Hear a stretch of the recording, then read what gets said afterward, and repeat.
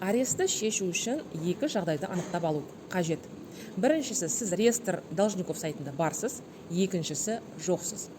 Бірінші жағдай орын алған кезде, сіздің счеттарыңызға арест қойған кезде, сіз реестр должников сайтына кіріп, өзіңіздің иіңізді тересіз. Ол жерде сізге қатысты барлық ақпарат шығу керек. Егер шығатын болса, демек сізге қатысты жеке сот орындаушы, нотариустың исполнительный надписі немесе соттың шешімі негізінде атқарушылық іс қозғап, сіздің счеттарыңызға арест қойған болады. Одан кейін исполнительный надпис пен соттың шешімін күшін жойып, оларды заңсыз деп танығаннан кейін ғана счеттарыңыздан аресті шешуге болады.